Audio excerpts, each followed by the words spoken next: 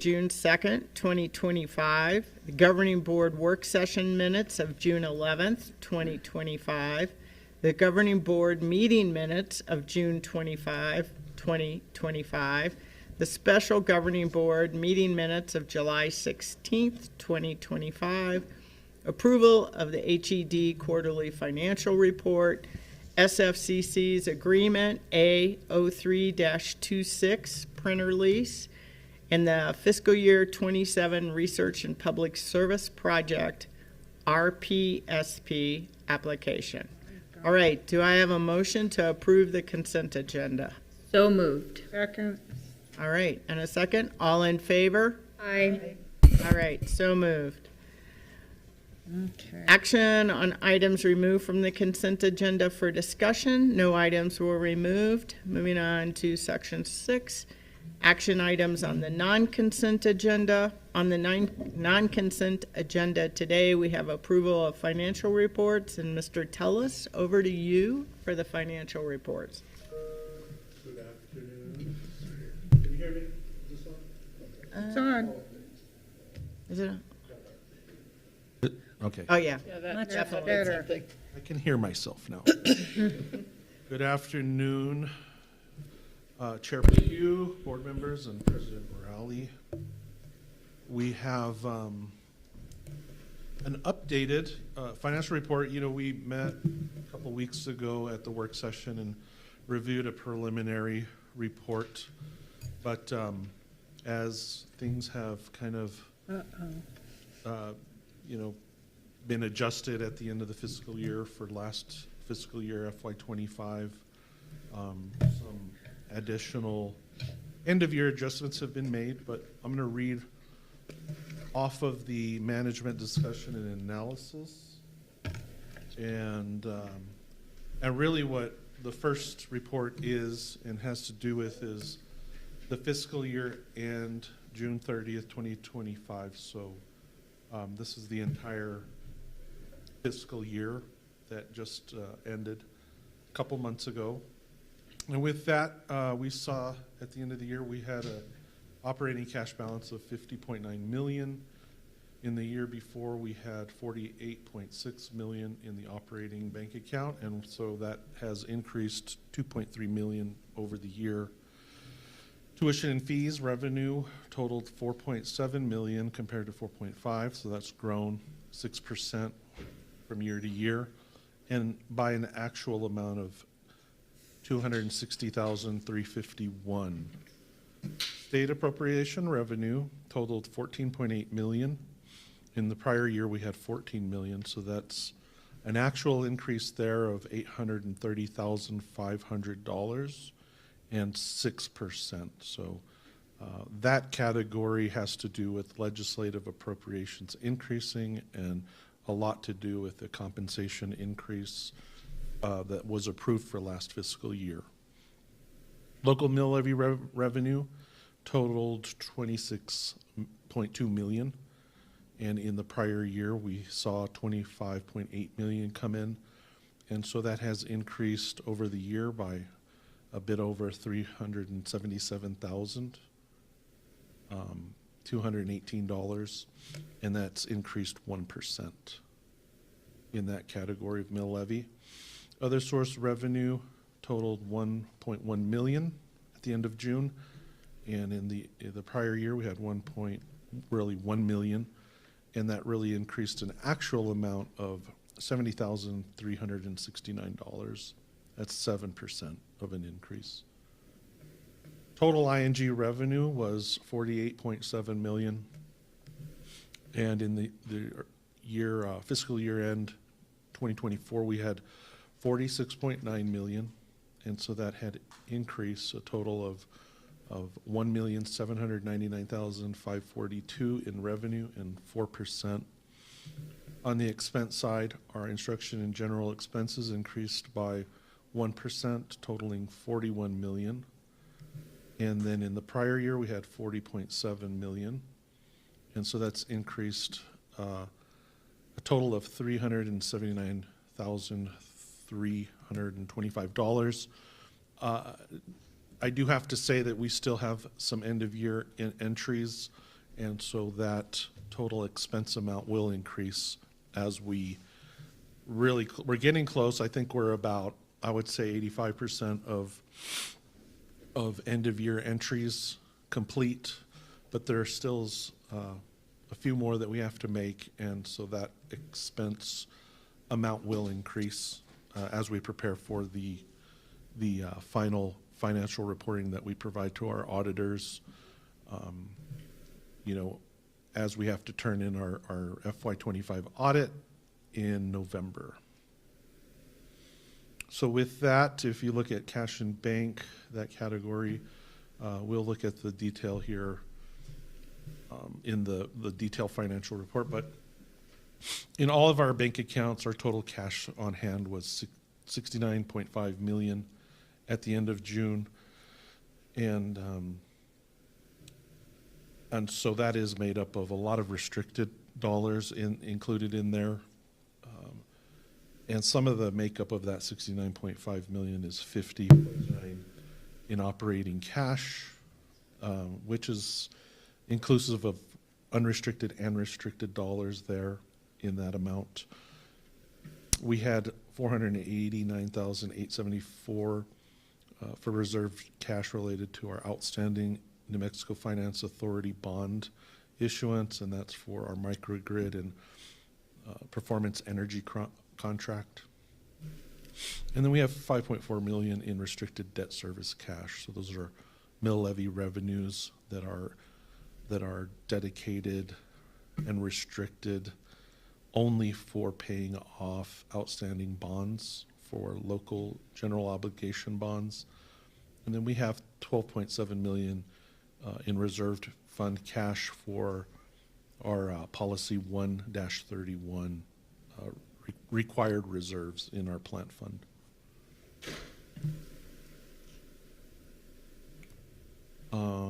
Any questions on that, on cash? And again, we'll go through the detailed schedule. In terms of actual instruction and general revenues, the chart in your packets shows that 30% for the year is derived from our state appropriation, so the legislative appropriation. 54% of mill levy revenues, or total revenues, 54% was mill levy revenue. And that has, through the past few years, been increasing. You know, a few years ago, we would see that state appropriations was up at 32 or 34% of our total ING revenue. So that's kind of been a smaller portion of the pie, and the mill levies have been sort of increasing there. You can see that CTCE, so that's contract training, continuing ed revenues, make up 4% of total ING, and 10% are coming from tuition and fees. Then 2% is that category of other. So other is really made up of indirect cost recovery from grants. And at this point, the other larger portion is return on invested cash in our bank account that we've talked about, where we're getting a higher interest rate of return on our existing bank account balance. Where does that go, the interest rate? Which bucket does it go into? Does it go into the It goes into that category, reserve? or Pew, and it goes into that other category of ING revenue. And so it's a total of total ING revenue. It's a portion of it. At the end of the June 30th, you have if I'm reading this correctly, the ending fund balance of about 10 million, right? Let's see here. 10. I think you're looking on the detailed report. Yeah. So let's see.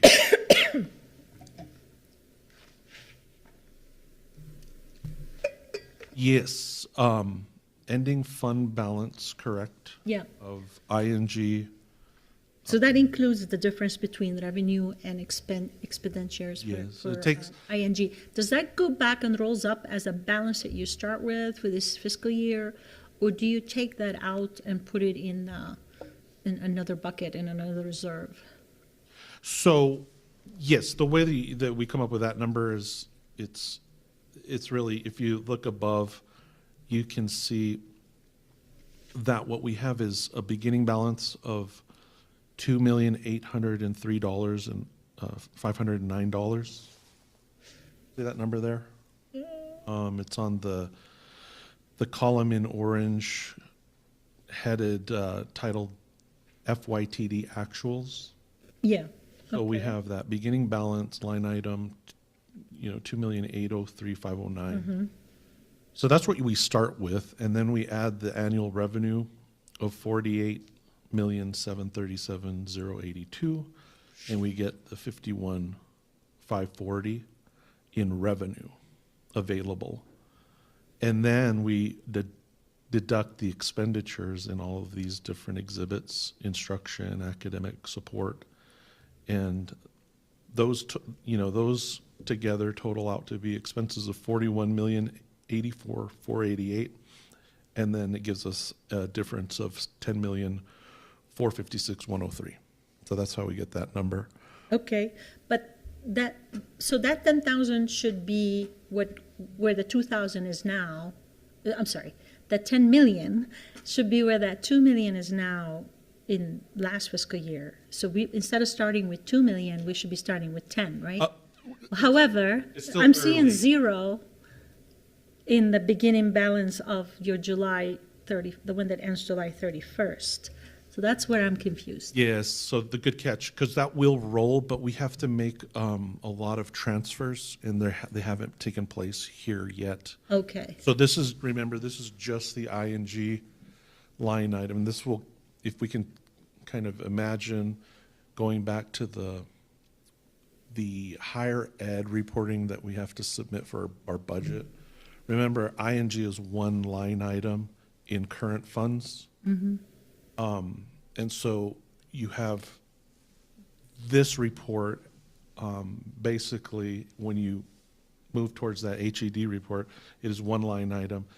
And some of those dollars from ING get transferred into like public service. We'll move some into the plant fund, right? So those are, you're not finished yet. we're not finished, and those are separate funds. So a lot of, several $1 million in transfers still need to take place. And I believe there's a couple $1 million in Exhibit 18. Remember, that's where we capture all of our OIT costs in Exhibit 18, and then we charge them back to ING. So those will show up here. I think there's about $2 million in those expenses that still need to hit here. Okay. So that, long story short, the ending fund balance will be reduced quite a bit, and probably will get down more towards that $2 million mark. Oh, okay. Yeah.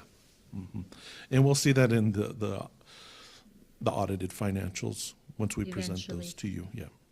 Okay, I wasn't sure if that extra money ends up going into the capital fund. We have like the other reserve. Correct. It doesn't. It sits as an opening It beginning. would, Chair Pugh, President Rowley, board members, it would definitely, but we haven't made those transfers yet at this point in time of running this report. Once those transfers are made, it will reduce this $10 million amount, and then we'll have the ending fund balance for ING, which looks more like, I think Amy Van Haas is on the call. If she's available, I'd like to just get your thoughts on what you anticipate, because they're running numbers on forecasting fund balance. She heard her name. But you're on mute, I think. Yeah, we can't hear you.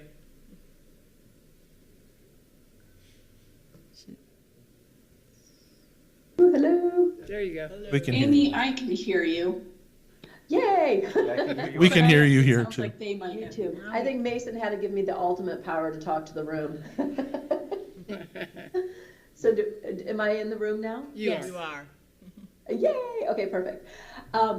Yes, as Nick was saying, we are still actively in the process of closing out last year, and we do have the end of year transfers that have yet to come into play, so that's going to be a bigger number. And you can even see on there, we have a budget of basically $2.2 million in transfers, and those always happen at the end of the year because they are based on where numbers ended for the year, and so we do them at the end of the year because it's, we basically shore up various exhibits with ING, such as financial aid and Exhibit 19 and everything. And then we also still have other closeouts that are happening. There's still some charges left in internal services that will be, that basically are charged back into exhibit, into ING. They come from Exhibit 18 and they're charged back into ING. And then also, let's see here, we've got allowances for doubtful accounts. That calculation is still being done. And there's some other things that are happening. So as we continue proceeding with the closeout at the end of the year, we are expecting that fund balance to get somewhere closer to $2 to $3 million as opposed to where it is right now. There's just a lot more stuff that's still in process and happening. I was gonna celebrate 10 million extra we can start with, but no, it's gonna go back Not to yet, 2 I'm million. sorry. So nothing gonna No get parties transferred yet. to the plant fund. Okay, forget it. Yeah, and that's sometimes, that's Lena, always you're our, correct. Huh? that's always I our, was gonna say, go ahead. I was gonna say, Lena, you are correct. Sometimes if there is excess in there, we will transfer it over to the plant funds, and sometimes we will hold it in ING. We did plan on holding a little bit more in ING in the budget process this year, but not a tremendous amount, and that was represented in that that ending fund balance that you're seeing in the budget number there for being at 2.1 million. So. Yeah, we might need it in ING for student services, especially after Trio closed down. We might need it. So let's keep it there. Okay, thank you. Yes, that's a good catch. If in fact there was 10 million after the transfers, then we could do backflips, but Yeah, well, That just is- because I saw zero too at your starting the fiscal year, and I'm like, can't be zero. Yeah, We're not beginning balance zero. Okay, thank you. okay. We added some excitement to the financial reporting. Yeah, well, it is exciting. The end of the year is like the big one. Like Yeah, that shows, you know, what we've planned in terms of when we have an approved budget and then actual things that take place throughout the year and getting to the end and did we hit the marks or did we not? And it looks like we've hit the marks that we had anticipated. So with that, that's basically, Chair Pugh, that's the June report. So I don't know if you have any questions on that, if we want to walk through the detail a little bit more. Any other questions for Mr. Tellis? I do. One more. Okay. The end of the year for the auxiliary, I was gonna push on that. Food services, it's in the red. So this is the end of the year again, right? That is correct, yes. Yeah. It's at a deficit of 341,000. Yes, food services has revenues of 170,690, expenditures of 512,486. What are we gonna do to make that break even? We are absolutely working on it. So originally, this is really the first year that we had any experience. And originally, I had worked with the vendor, and they created a pro forma that we thought could be met. Food costs ended up being a lot higher this last year, inflation, things like that. I think that, and I've talked to them about this, I believe we had too many staff people that were, in the food service operation. And so they've right-sized that now. I mean, as we speak, there are fewer staff in there. So they know the importance of getting this to be break even. It's sort of challenging just because of just the number of people on campus and things like that. The need, though, is essential. We really do need to have food services for our master's program. No, for us too. I mean, for everybody. And for our students, yeah. And the staff, and you know, I mean, it's good food. The dynamics, though, here being a commuter college where, you know, we just don't have a lot of foot traffic to support it. That's the challenge. So we are doing everything we can to get this break even, and I'm optimistic that we can get there or close this next year. And we do have a lot more information from, you know, the recent history on what to plan in terms of proper staffing in there, proper food that's provided, and keeping the food I can tell you that I did raise this issue to them. I noticed that as we analyzed throughout the year, food costs to revenue were quite high. They were much higher than what we had anticipated. And those things can be kind of tweaked and adjusted in order to get it more along the lines of what's expected in the food industry. So they know that. We have new management there. One of the challenges, I'll just be upfront with you, they sort of had moved the regional management to a New York regional head, and that didn't work very well. There was just too much disconnect between having that operation so far off-site. So because of the challenges and directly speaking to this amount of money that, you know, was, you know, hard for me to see here,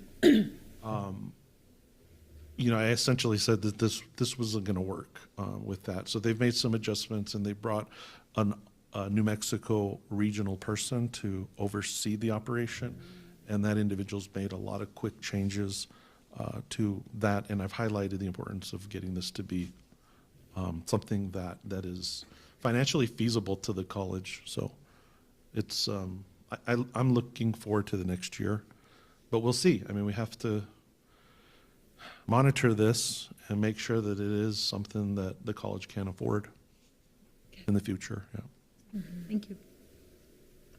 All Thank right. you. Thank you. Any other questions for Mr. Tellis? That is it. I'll just briefly just do an overview of the July report. So this is the first month in this current fiscal year, FY26. And on the first page, you'll see the schedule for the cash in bank and the breakdown there. There's, you know, some small changes from the June numbers there. Not a lot to talk about in that, you know, until we get further down the line in the fiscal year. In July, at the end of the year, there's just not a lot of activity, but you can see just from a reasonableness perspective that tuition and fees, that looks, from what we are reporting in July, that looks reasonable to what we had seen last in the prior year. So 2.5 million this July compared to a bit over 2 million last July. And so that's on a good trajectory. A lot of this, though, is timing of when students, you know, actually pay for classes and the timing of when they paid for them in the prior year. So you can see that there. CTCE's on track, about flat there in the first month of the fiscal year. State appropriations, we get those regularly, same, the total amount of the appropriation, but on a monthly basis. And so those are recorded there and are just up a little bit compared to the prior year. Local appropriations for July, we don't report local appropriations because the funds that we receive in July are really for the June payments. So it's an accrual back to the prior fiscal year. So with that, total revenues of almost 4 million, expenses of 1.5 million out of a $50 million budget. So a very small portion of what we anticipate getting spent as we move throughout this fiscal year. With that, that's really the highlight. There's, even on the auxiliary fund and public service, just small amounts of activity there. So that's it. Any questions on July? Any questions on July? Anyone? Too early. Okay. Yeah, it's kind of hard. Yeah, 30 it's very days early. in. It looks like you have good cash in bank, so that's all that matters. And again, To get you started.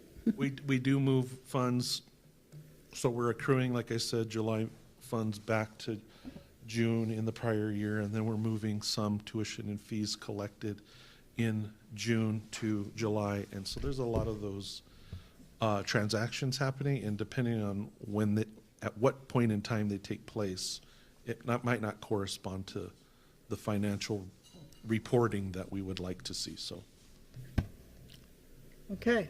If there's no questions, do I have a motion to approve the financial reports June fiscal year 2025 I and move. July fiscal year 2026? I move. Second? Second.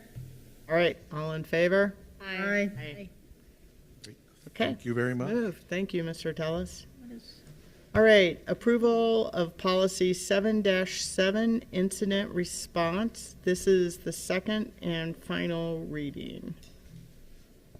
Hello. I am Chair Pugh, members of the board, President Rowley. We reviewed this and we made those few changes that you suggested. And so I guess I'll stand for any questions or comments or concerns. Okay, any questions from the board? Yes. Yes. Thanks, Madam Chair. So I thought even in the final reading, we would still have underlined what the changes are. Did we decide we wouldn't do that? Oh, This is a new policy. Oh, this is brand new. Brand new. menu, Oh, sir. okay, got it. There are no. So there are no Gotcha. changes yet. I'm sure that, Changes you No. requested. We just yeah, made except the changes. ones, Just okay, use yes. Okay, got it. Okay, Member Gurman?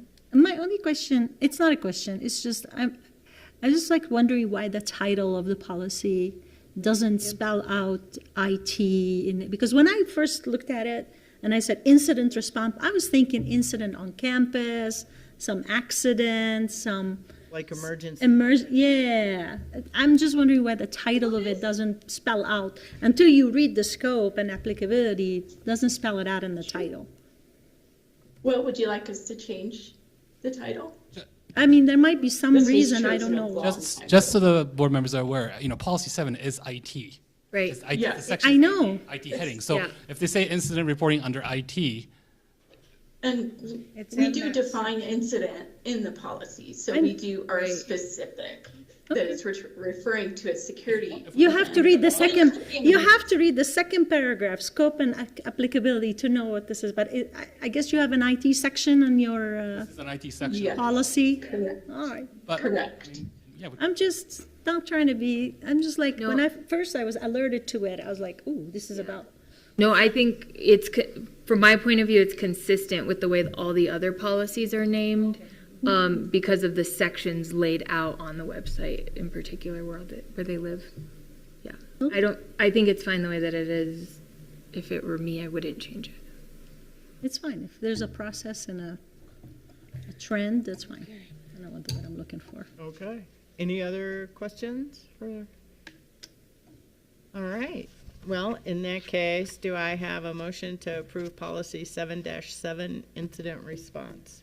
So moved. A second? Second? All in favor? Aye. All right, you're approved. I don't know how much discussion there was at the work session, but There at was. least it was pretty bit. fast now, right? A little bit. It was minimal. Good. Oh, good. I left at least.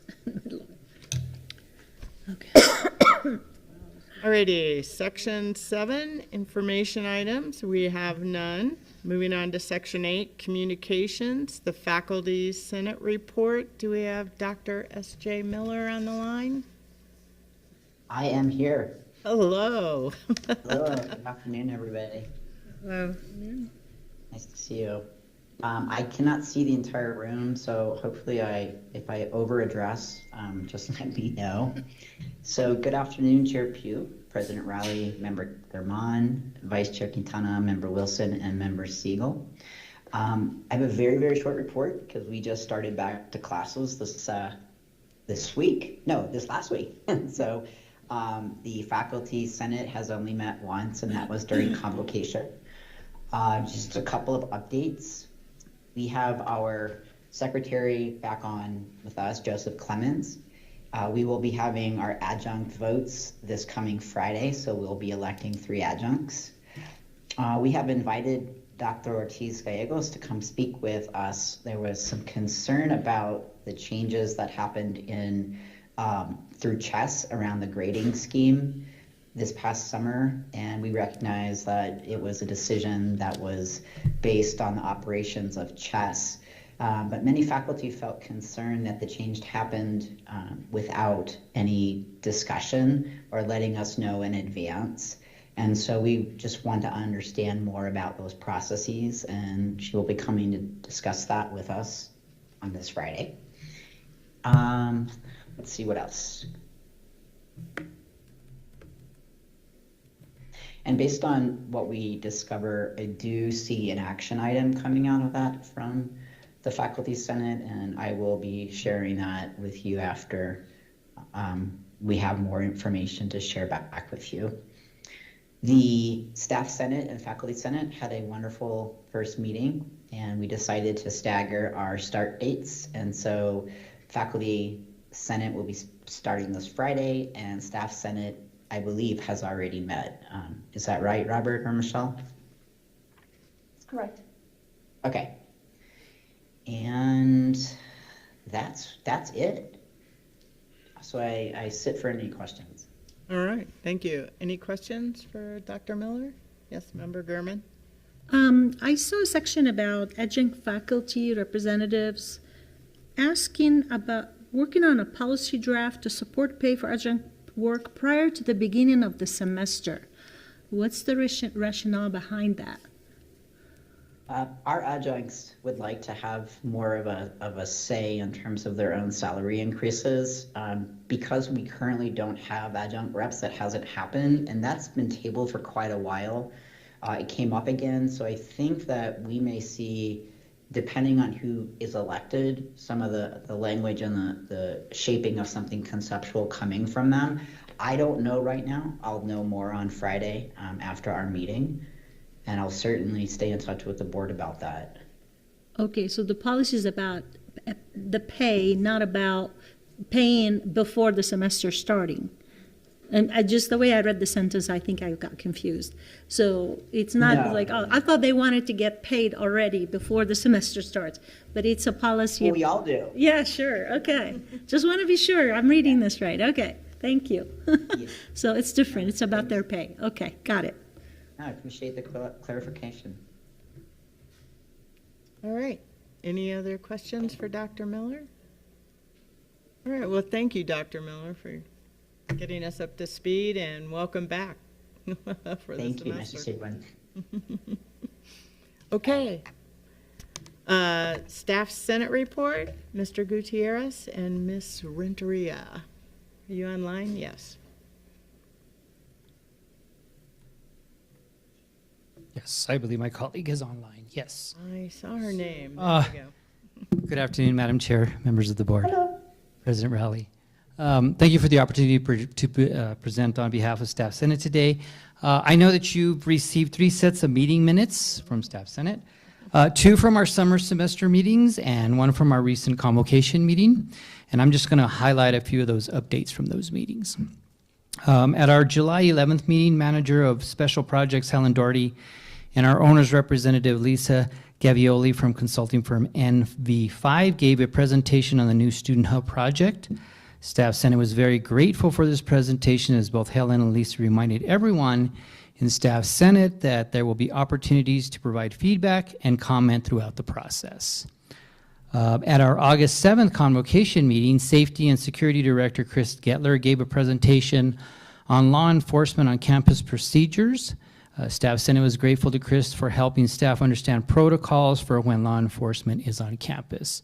That was something that was brought up during staff, and they wanted Chris to give an overview of that. As Dr. Miller mentioned, at our joint meeting with Faculty Senate, both Senates agreed on their meeting schedule for this semester. Staff Senate will meet first on August the 22nd, which we already met this last Friday. Faculty Senate will meet on August the 29th, which is this Friday, and then we're continuing alternating Fridays. Also during this joint meeting, Chief Human Resources Officer Donna Castro gave Office of Human Resources updates on new policies that went into effect. She also gave an update on the new premiums from the New Mexico Public Schools Insurance Authority. And Donna also reminded everyone, and she stated that there will be continued updates on the Bolton compensation study. So I'd like to now just yield the rest of my time to my colleague, if Michelle would like to add anything there. I just want to say that having the Staff Senate meeting on campus, although it's in a high-flex room, is working out really nicely. And during convocation, we had several staff and faculty join us. So I'm excited to just let you know that has worked out really good. And we really appreciate Brenda's assistance and Jose Pedraza, who helps with the technology, and the interpreter who comes and interprets for our Spanish-speaking colleagues. Yeah, that is really nice. Thank you for providing that. And with that, we stand for any questions. All right. Any questions from the board? Member Gurman. I really liked reading about the law enforcement on campus procedures that helped me understand how it operates. And it was mentioned that a Spanish translation is needed. Yes, there are staff members who only speak Spanish on campus, so they need to understand this procedure. So have that taken place, the translation part?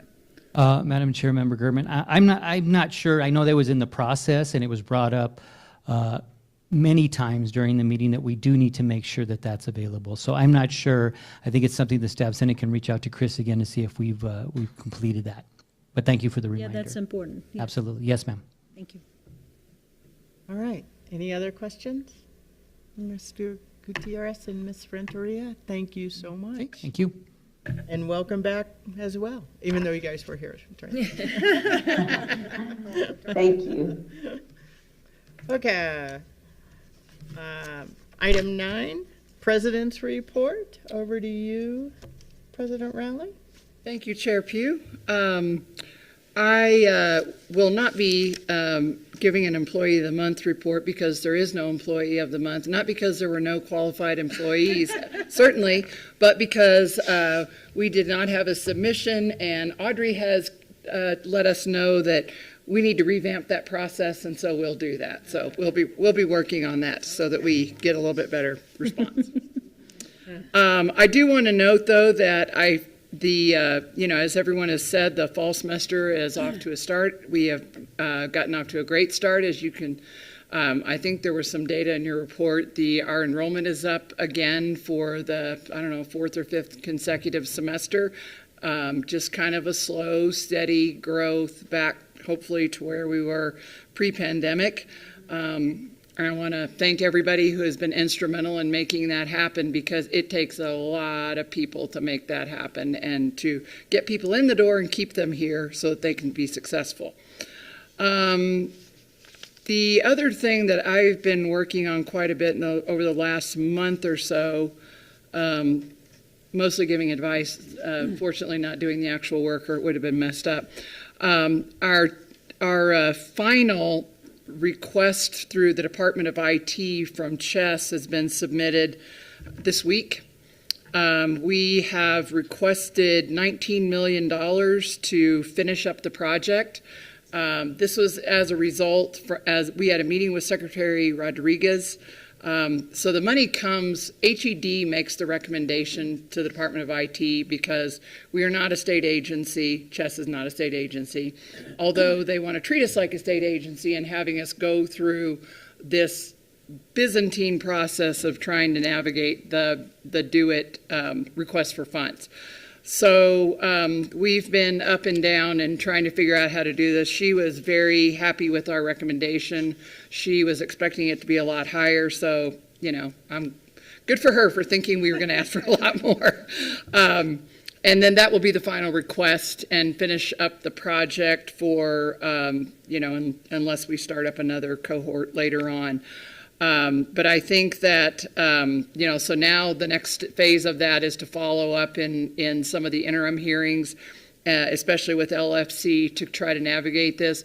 Our next step, too, is I thought this would have been done by now, but we're trying to set up a meeting with our lobbyists, and I'll just say we'd like to include Member Siegel because she is frequently in the room when these conversations happen, but the college's lobbyist, Dan Najjar, the CNM folks, and the Farmington lobbyist, Scott Scanlon, so that they can be better prepared to handle questions that come up during the legislative session, have better information about what the ask is really about, where we are, that kind of thing, because I think that, time goes by and people are like, now what are you doing?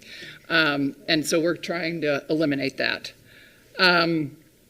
Yesterday, we had a meeting with the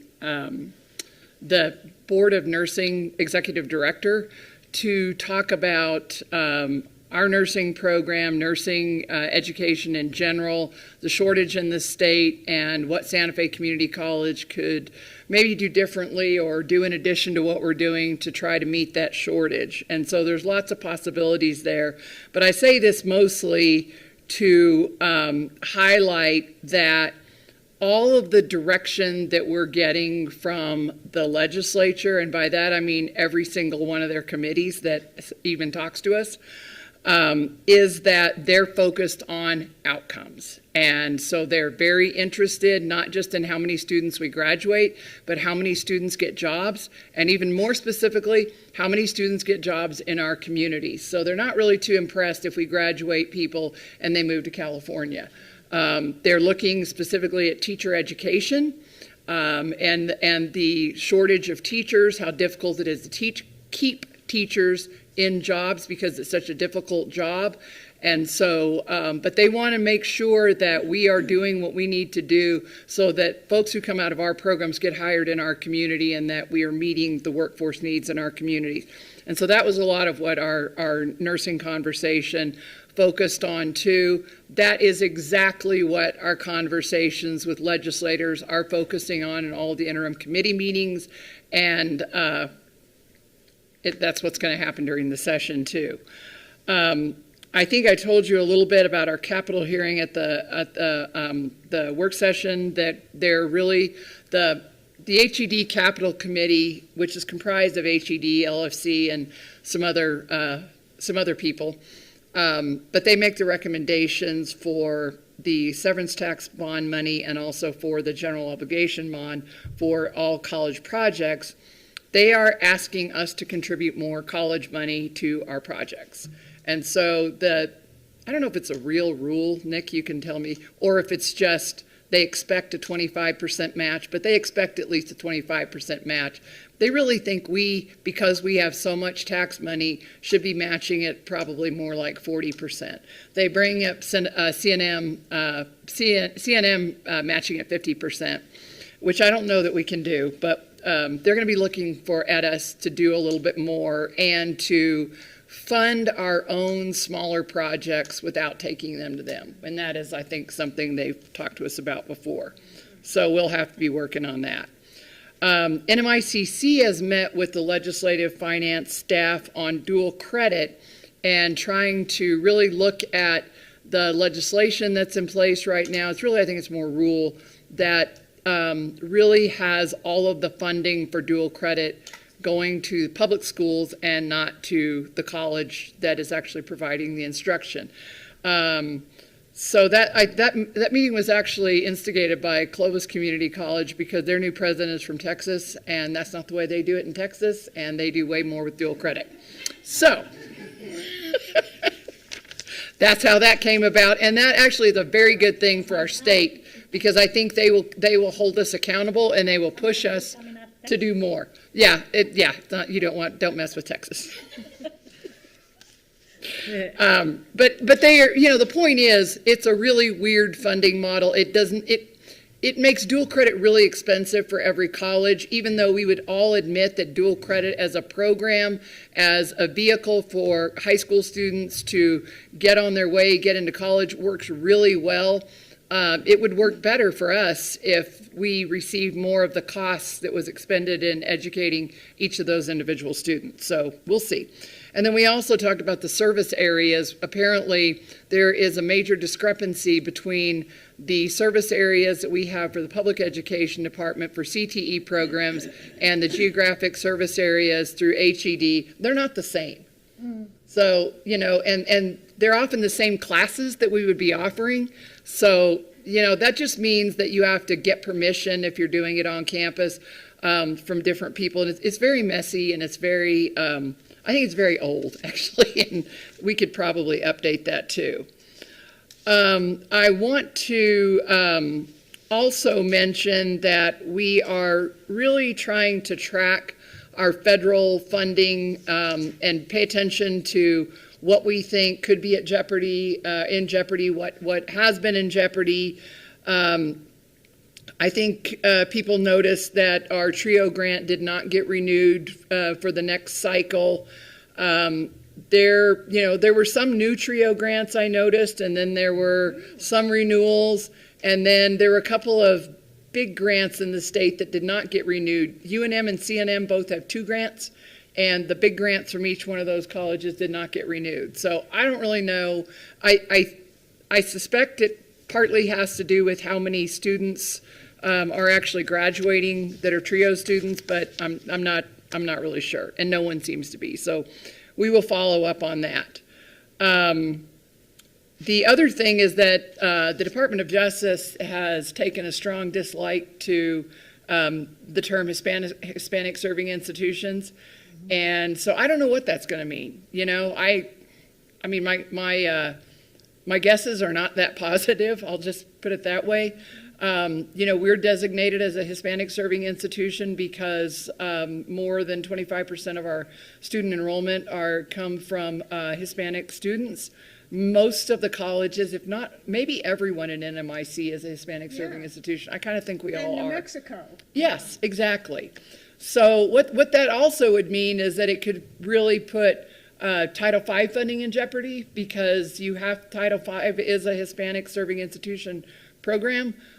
We have benefited tremendously from those grants over the years, as have a number of colleges. I think pretty much everybody but CNM kind of relies on them. So I don't know what that'll mean. We did just apply for one. They did open another cycle. That could be 100% performative. I don't really know. We'll see what happens.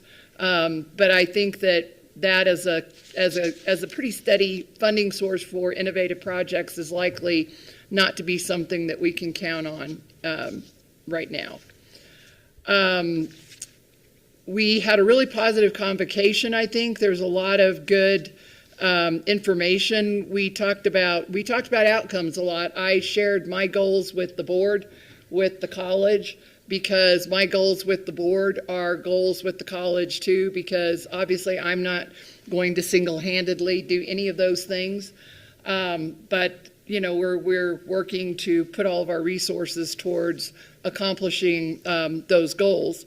And we had good conversations about the strategic plan, and part of that focused on our new professional development center, which is in the works. That was part of the budget cycle, budgeted for, and then is a significant feature in the strategic plan that'll have faculty and staff professional development that is systematically administered, you know, in conjunction with HR, so that we don't have as much ad hoc training as we do now, and we'll be able to track you know, what everybody's taking and everything better.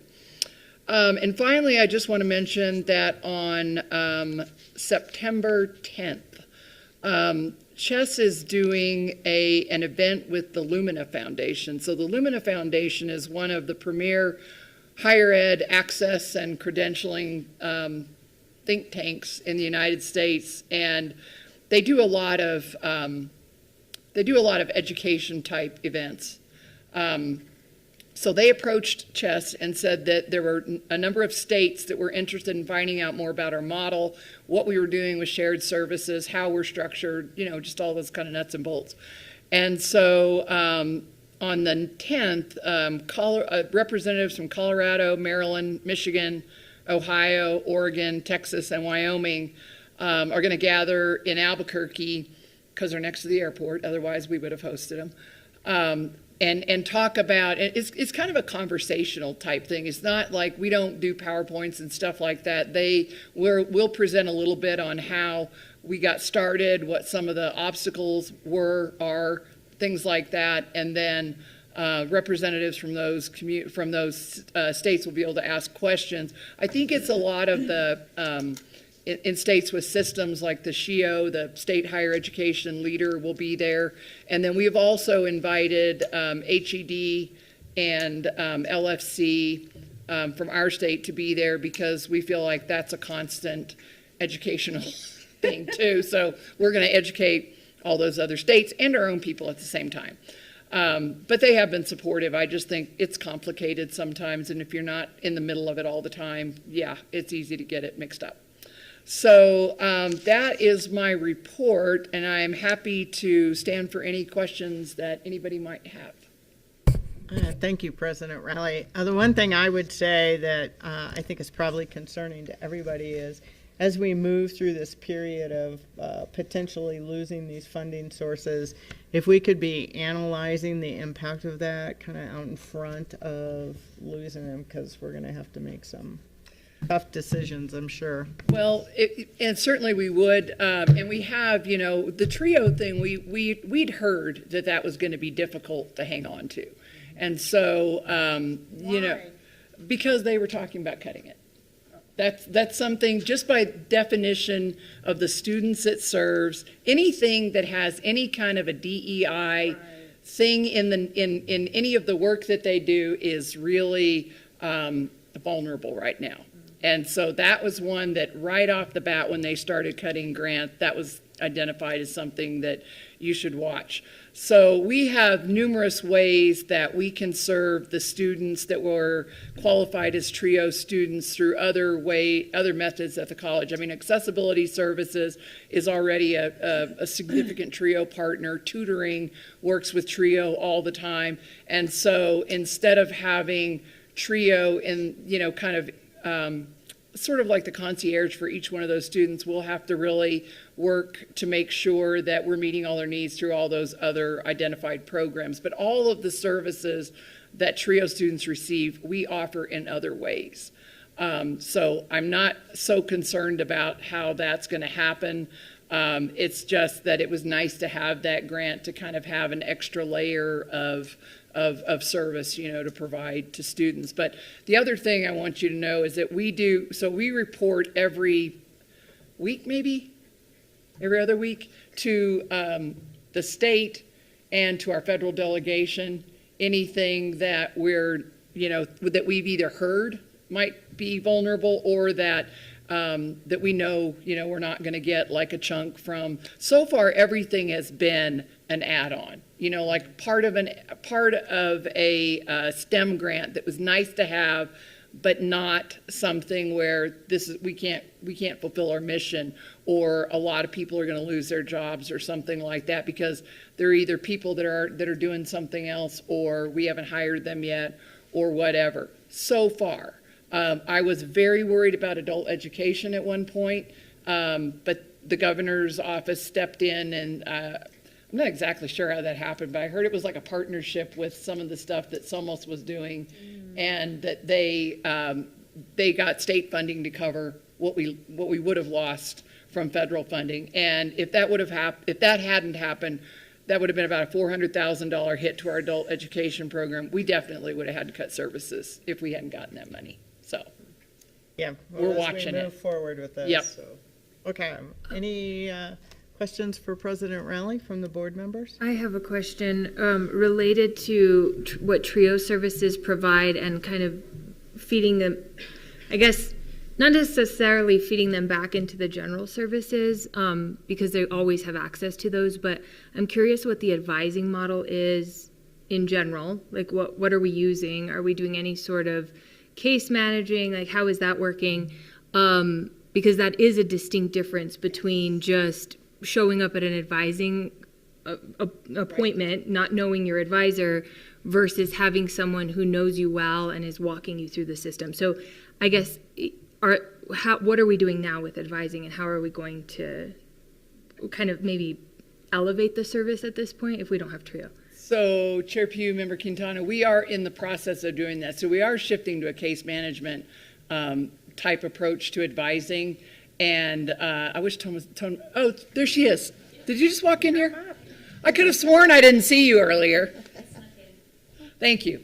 Thank you. This is better. Good afternoon. Members of the board, a lot of transition. And we have been working with our students, our TRIO students, for a few months now, or a few weeks, excuse me, in preparing them for this transition. We have connected our academic advising team with the TRIO team. They are connected in identifying who the students are, and they are intentionally reaching out to them in a more empathetic way of saying, we are here for you, we've always been here for you, we understand this is a change for you, and we're ready to help you through this process. There is case management style of academic advising for all our students right now, depending on where they're at, where they're going, what their intentions are, but we feel very strongly, the director of TRIO and the director of academic advising have been working together, and they feel strongly that there's going to be that nice warm handoff, and there's already been some transition happening. As President Rowley mentioned, they get access and have access to all our services. The great thing about our team and unit and student affairs is that they work very closely together and have been for a while now. So they understand the types of services, the types of needs, and the students in general, they know them specifically to be able to work with them directly. Thank you. Absolutely. It doesn't mean that it's not going to be hard. It doesn't mean that. What it means is that we're ready, we're prepared. We had a student today who, just as an example, came in and had a hard time in understanding how this happened and what do they need to do and how can they do that. And our team just took a while with them and visited with them and was able to walk them through the process and to the person and people who are going to be able to be there to support them. Mm-hmm. How many students are currently served through the TRIO program? Like how many are enrolled? The grant, we have about 140 who are active, and active can mean a number of different things. Currently enrolled, we're looking at probably closer to 120 currently this semester. So. Okay. All right. Any other questions? Member Gurman? One other question. Sorry. Okay. And we may not have this data, and I'm just curious. With the students who would normally qualify for TRIO, I imagine tend to be the majority of our general population anyway. I don't want to make that assumption though, but I am curious, the program serving about 120 has capacity for 160. How many students are usually eligible for a TRIO program at Santa Fe Community College? Thank you for that question. TRIO serves, the focus on TRIO is a number of different capacities: first time, first gen, low income, disability services. Those are three of the primary areas. If we look at our population and our numbers, I won't give you an exact percentage because it changes from semester to semester, but that is a very large population with whom we serve. We've seen a tremendous increase in accessibility services or requests for accessibility services this semester by almost double from where we were at last semester. We have a number of our students who are self-identified as first-generation students. That's another large population. And then we have a number of students who qualify through financial assistance, which is low economic status. So to answer your question, it's a large population in different capacities. Thank you. Absolutely. All right. Okay, Member Gurman. Did you have a question? Yes. I do, but do you have a question? I'll wait till you're done. Okay, well, my question is going to be a lot lighter. So the East Wing Eatery is closed. And I understand that the reason for that is that the students don't want to intern there, the culinary arts students don't want to intern there. But it was kind of nice to have something where you can go get a warm cup of soup sometime or a dessert, a nice cute croissant or something. So I just was wondering, is the practicum of the culinary, do they have no internships that they have to do, or a practicum that they gotta do, or are they gonna do it somewhere else? Lori, you still here? And the other question I have is just kind of like a wild idea, but have students from the business department ever tried to manage that? Maybe that would help the colony, because sometimes people who like to cook, they don't want to manage the business aspect of a restaurant. But I'm just wondering, what, how can we solve that, or what's going on there, and what's going to happen to that space, or maybe I don't know. I've got a lot of ideas. Let's start there. Thank you. Chair Pugh, members of the board, President Rowley. The main issue, we have the culinary AAS and 3 certificates, and the practicum class is only required in the AAS. Traditionally, there are less students in the AAS than the certificates, so there's kind of a pipeline issue.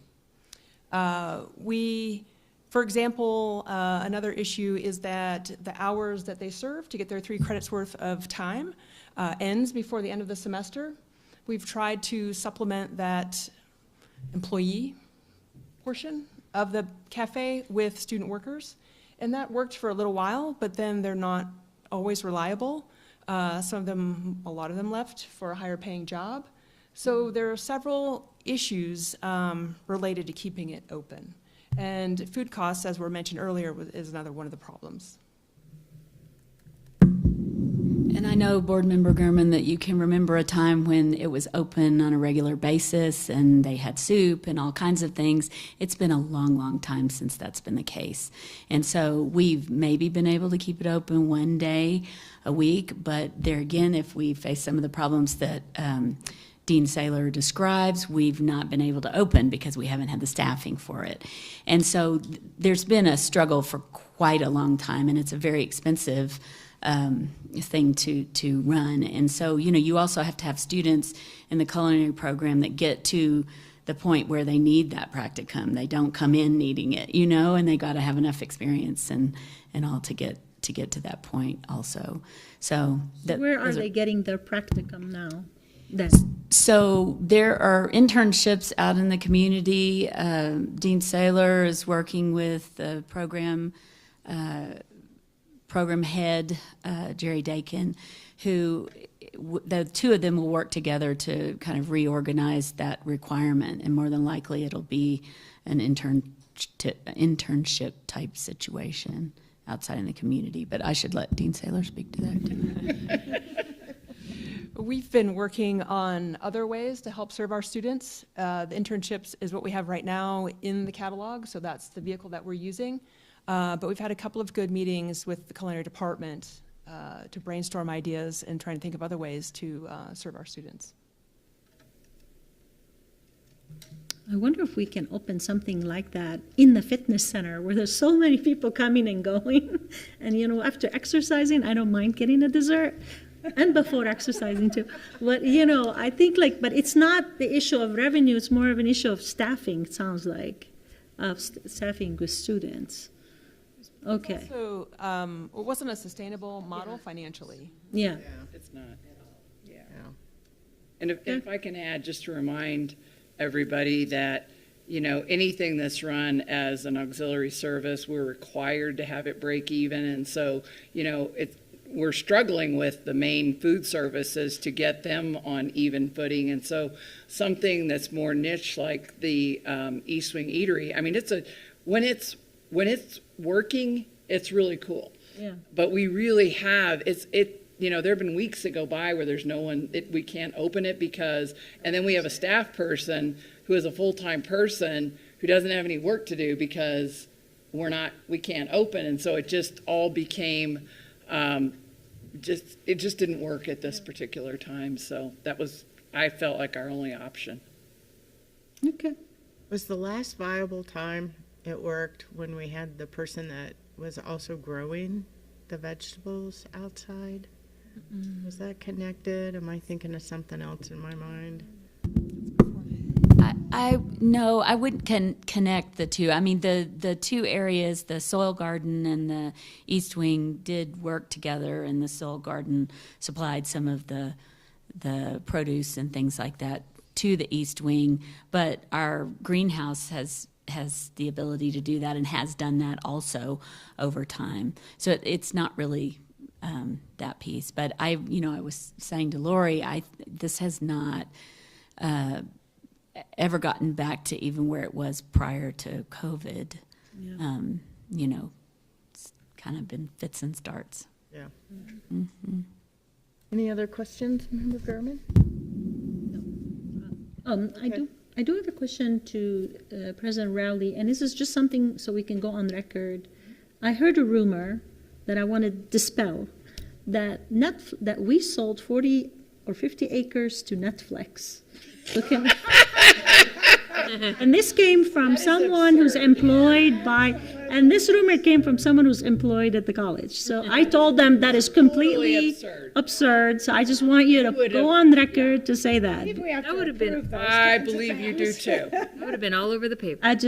Exactly. But it came from somebody who works here, and they saw that there's a film, we have a backdrop being built or something. I haven't looked at it. They're like, oh, the college sold 40 acres to Netflix. No, you all know about the backlot. We do. I just wanted you to go on record to say this rumor is not true. That's all. We have not sold anything to Netflix. City probably sold land. They could have, yeah.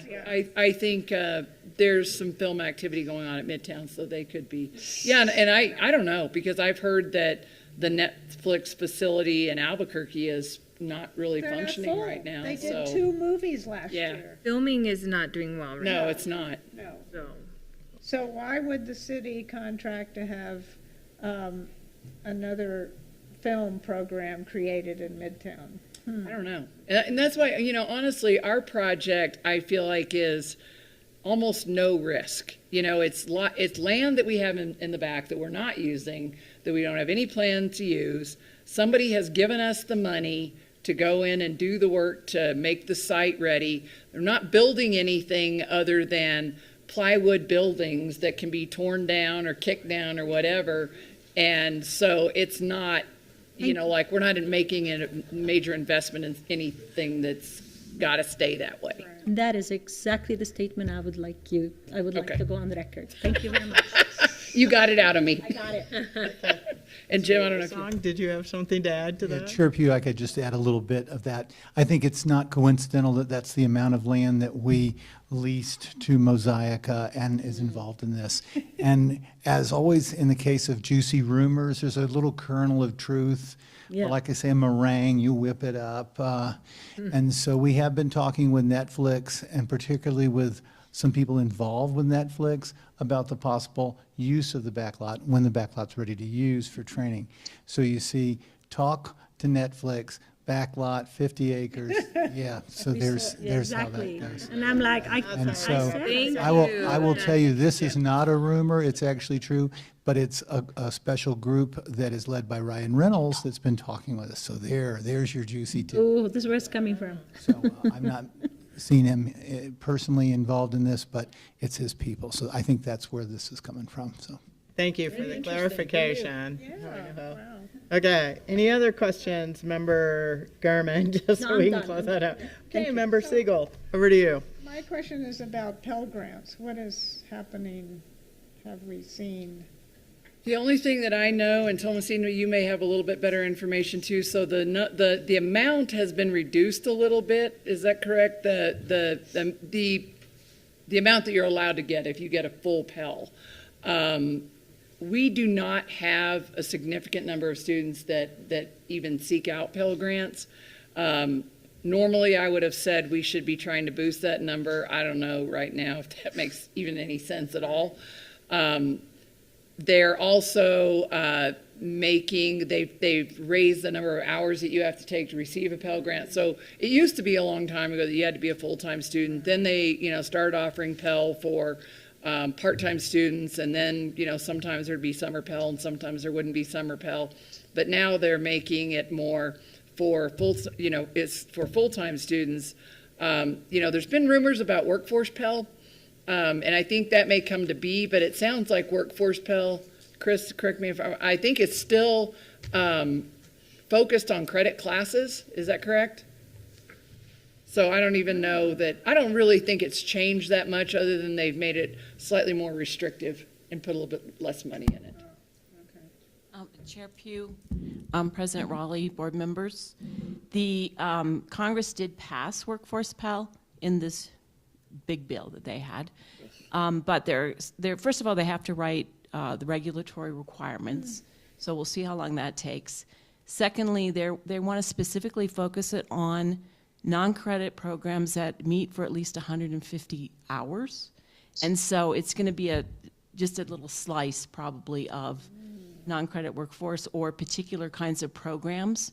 Now, some colleges offer, for instance, nursing programs or other kinds of medical programs, welding, other things as non-credit. And so those kinds of programs probably would be more likely to be eligible. Of the programs that we offer right now, we would have to do a stack of things, though. We're doing a broadband academy, for instance, that will end up being 150 hours. So it's going to be for a particular slice and not for just kind of the regular shorter term non-credit programs, which is why it's really great that the state of New Mexico is still funding these shorter term non-credit programs. So that is what differentiates those two pots of money.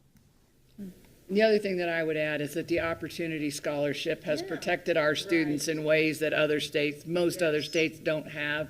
So I'm not really that worried about the Pell situation for most of our students, just as long as we have opportunity. Yeah. Of course, Pell pays for more than tuition and books. It does. It's a kind of a blanket grant. And so, if you can get a full Pell, that can be, significant additional money. And then you can get the opportunity too, if you apply right. And there was talk, there's always talk about requiring students to fill out the FAFSA to be eligible for the opportunity. But that's never, we've always kind of kept that off the table because we have so many students for different reasons who just will not do that. And a lot of it is, their parents won't cooperate. They can't get the data. So so far we've been able to have it without that. Thanks. Thank you. Thanks for that clarification. And I am glad to hear that the Workforce Pell did pass, because I know we've been lobbying for that for a couple years. So, great. Okay. Any other questions, Member Sickle? Any other questions from the board? Is Zuby online? Does he have any? No. Okay. All right. Okay. Well, thank you very much. And that was quite informative, and thank you for all the discussion and the answers. So, okay. Board reports, discussion, and other business. Under that, I have the governing board goals for fiscal year 25 and 26. Just an update, I had told the board members I would have that out to them in August. I did not have that out to them. I have our initial comments from our June retreat, and I will put those together, and my goal is to have them out to you to look at ahead of the work session for September. And then we can have a discussion on them. But I think I have everybody's comments and can incorporate those, and of course then any other comments that we have. So we will put that on the work session agenda for September, and I'll get that out. Do we have any other announcements, discussion, or business from other board members? Yes, Member Siegel. So we just realized that, I just talked to Catherine Clark, who is our county clerk, and of course we've just realized recently that we no longer have seats that everybody runs at large, so that all the candidates for our upcoming election will just be listed as, in order, and that the top 2 vote getters will fill the 2 seats that are up for election. So you don't have a position. No more positions, makes but sense. Okay. I think it's a really bad idea. But so what happened was there was a big Secretary of State omnibus bill, and this was put in there because a legislator liked the idea without talking to anyone who might be impacted by that. And evidently, the Pewaukee Public Schools are having a big issue because they don't have districts.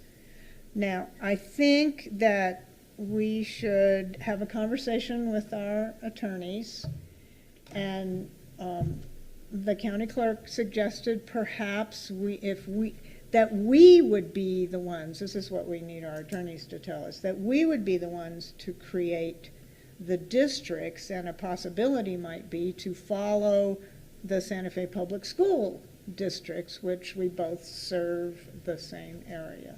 So I would like to have us discuss that with our attorneys, and also wonder why they maybe did not see that. Of course, they can't review all the legislation, and So I thought that this comes from the state, so you're proposing. this is a piece of legislation A piece that of just says, Yeah, in a big omnibus bill, that anybody who doesn't have districts has only an at-large election where you just vote for the top candidate or top two candidates or three candidates, however many yeah. openings there Yeah. are. So what is the process if we talk to Sutton Thayer Brown and we want to create, you all decide you want to create, let's say it probably is easier just to match the school. Yeah, the clerk says that we could probably do it, but I'm not sure if that has to, I mean, I believe the Santa Fe Public Schools created their districts and said, these are the slots we have, and that we would, but that's what we need to talk. Yeah, we need to know, because I thought it was always a state legislation, that we couldn't No, change it no, ourselves. No, But I had that discussion with the clerk, county clerk, that, yeah, we have like 2 positions open.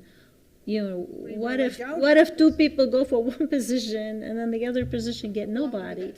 So it's like, But we don't have 2 positions open. I mean, we do We do. have two seats on 2 the seats board open, right. But when you bring in your paper, when I brought in my paper, I had to pick a position. Right, we have, That like, I think changed I'm now.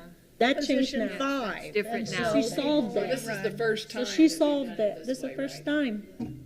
Well, she didn't solve it. The The law legis- changed it. If you have, Solved it. don't have districts for each position, then you all just run as a group.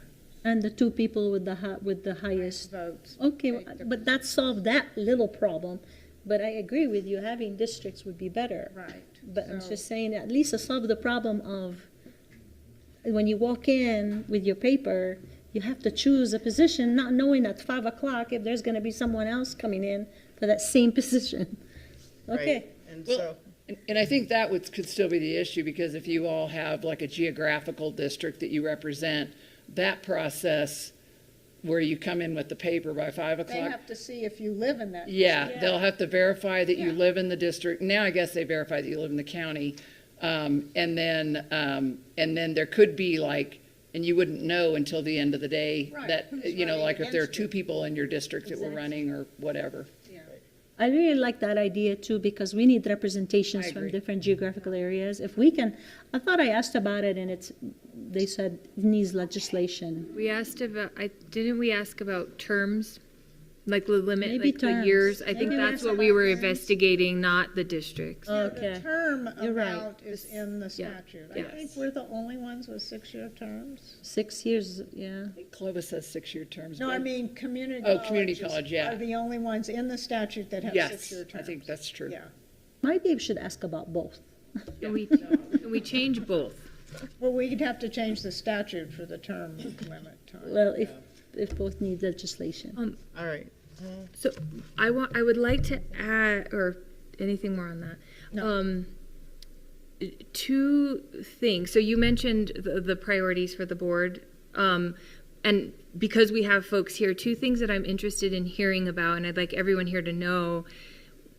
A few years ago, we changed the policies around developmental education and the structure, and so we're now 3 years or longer out from that. And so I would like a presentation both from English and math from the deans and the chairs on how those policies have impacted our students and if they are working well or not.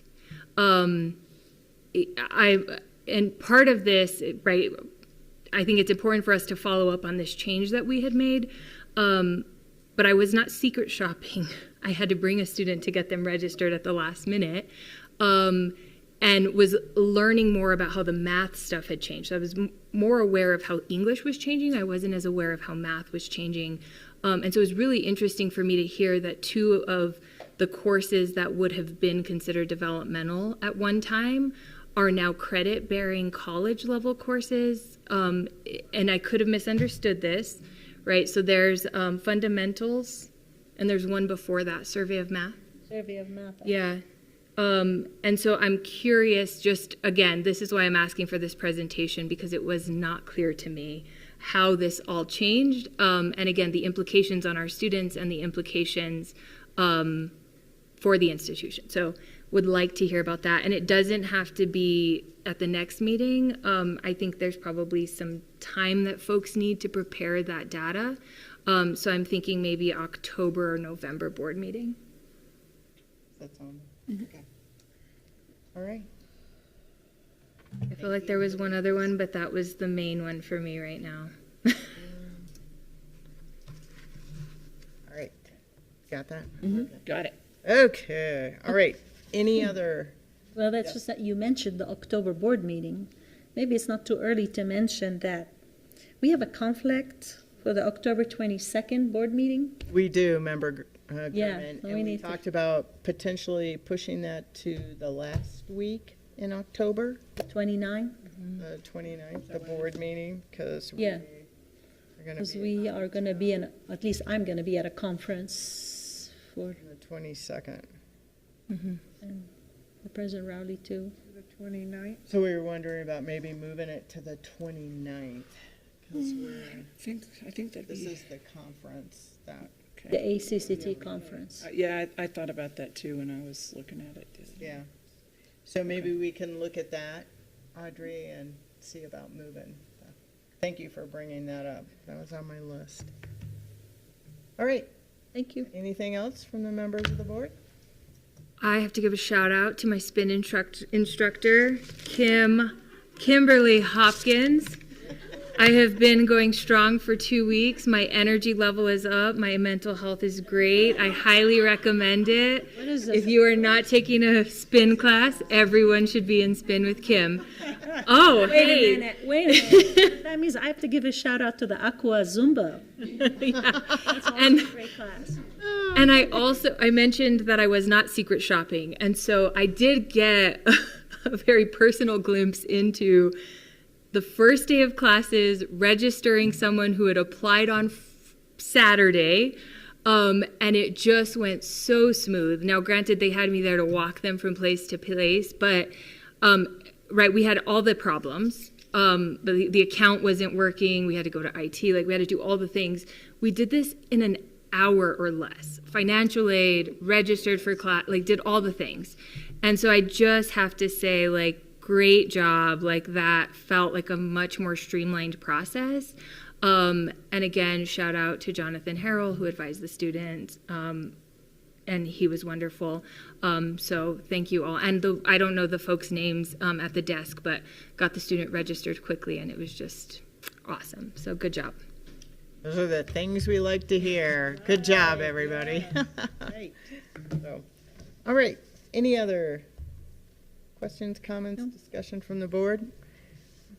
All right, public comments. Audrey, do we have any public? Thank you. No public comments. So the announcements for the next board meetings. We have the work session on Wednesday, September 10th at 3 p.m. That will be in the President's Conference Room. And then we have the Governing Board meeting Wednesday, September 24th, 2025 at 3 p.m. And with Will you be at the work session since you're going to be with Chess? I think so. I think that thing actually ends at like 2:30ish or something like that. And so, there, Sean and Tracy will be there, so I can get back just in time. Okay. All right. Or call us on the phone so you don't speed. Yeah, I got a ticket in El Dorado the other day. Elder, oh, I better slow down. $5. I was so shocked. That's all? That's what I'm used to those Texas tickets that are like $250 for 5 miles over. Yep. Yeah, stunned. $5. All right. And so if there's nothing else, then we can adjourn. Do I have a motion to adjourn? So moved. A second? All in favor? Aye. All right, we are adjourned. Thank you very much and welcome back from the summer. Oh, the summer. Yeah, where did it go? Yeah. I think the mine is. Oh, the plane ticket. So that's the